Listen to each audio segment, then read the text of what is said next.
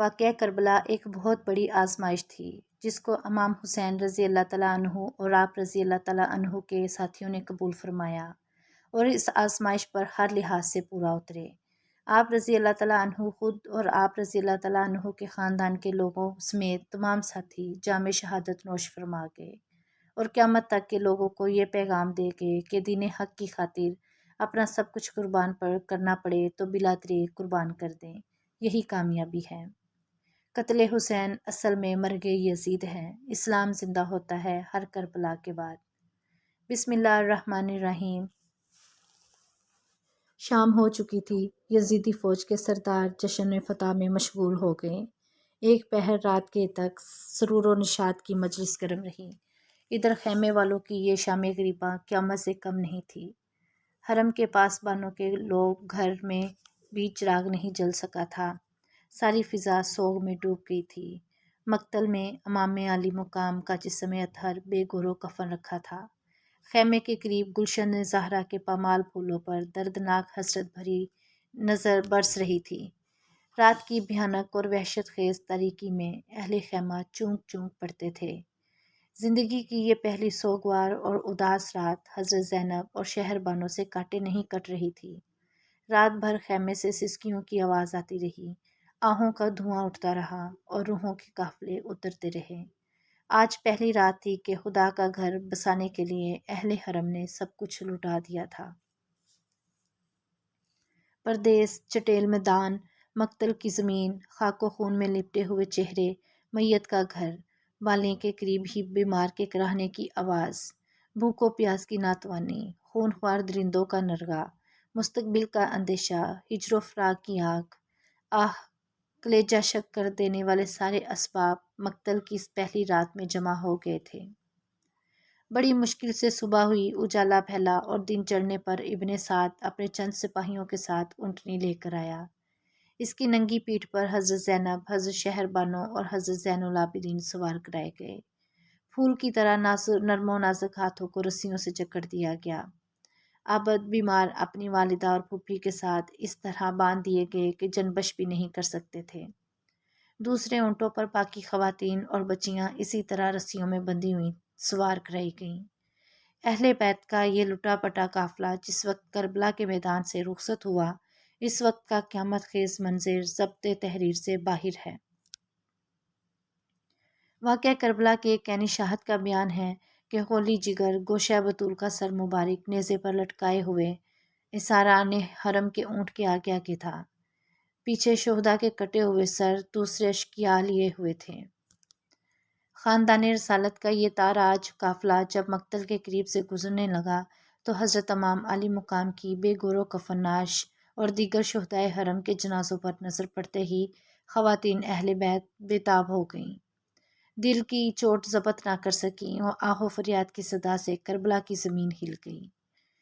عابد بیمار شدت اضطراب سے غش بے غش کھا رہے تھے اور حضرت شہر بانو انہیں کس طرح سنبھالا دے رہی تھیں۔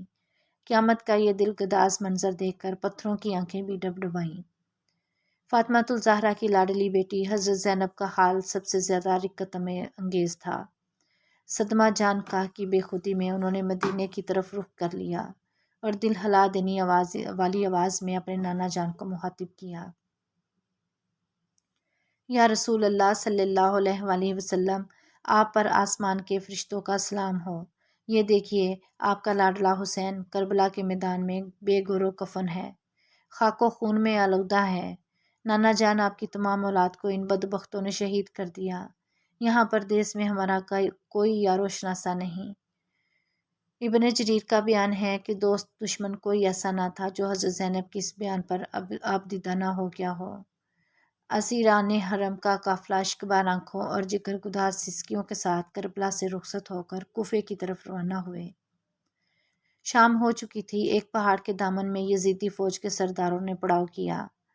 اسیران اہل بیت اپنی اپنی سواریوں سے نیچے اتار لیے گئے۔ یزیدیوں کی قید میں جب رسول اللہ صلی اللہ علیہ وآلہ وسلم کی نواسی سیدہ زینب سلام اللہ علیہا قافلہ لے کر دمشق پہنچی تو بازاروں اور گھروں کی چھتوں پر لوگ جمع ہو گئے۔ کسی کو کچھ پتہ نہیں تھا کہ یہ کٹے ہوئے سر کن کے ہیں اور یہ جو قیدی آ رہے ہیں کون ہیں۔ صرف اتنا اعلان کیا ہوا تھا کہ حکومت کے کچھ باغیوں کو قتل کر دیا گیا ہے اور ان کے سر یزید کے دربار میں پہنچائے جا رہے ہیں۔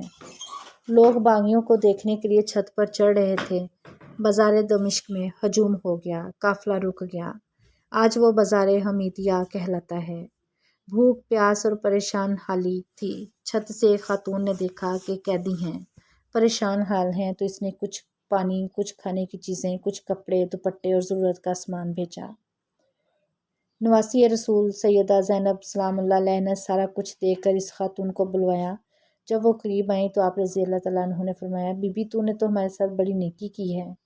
کوفہ سے لے کر دمشق تک کسی نے ہمیں پوچھا تک نہیں، کسی نے ہمارے حال کی خبر نہیں لی۔ تم کون ہو اور ہمیں کیا سمجھ کر ہم سے اتنی بھلائی کی؟ اس نے کہا، میں کچھ نہیں جانتی، دراصل میں اپنی اوائل عمر میں مدینہ رہتی تھی اور حضرت فاطمۃ الزہرا سلام اللہ علیہا کی خادمہ تھی۔ جب ان کا وصال ہو گیا تو مدینہ چھوڑ کر دمشق آ گئی۔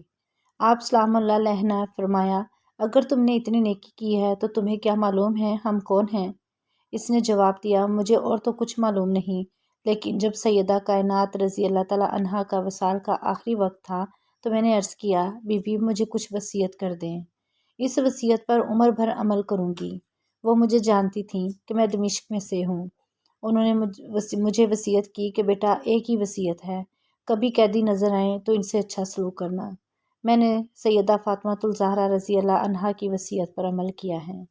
سیدہ زینب سلام اللہ علیہ آنکھوں میں آنسو لیے فرمانے لگیں، اللہ تیرا بھلا کرے، بتا تو نے ہم سے اتنی نیکی کی، ہم تیرے لیے کیا دعا کریں؟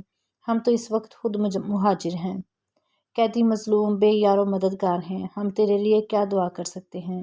اس نے کہا، بی بی میری ایک ہی آرزو ہے۔ سیدہ زینب سلام اللہ علیہ نے پوچھا، کیا آرزو ہے؟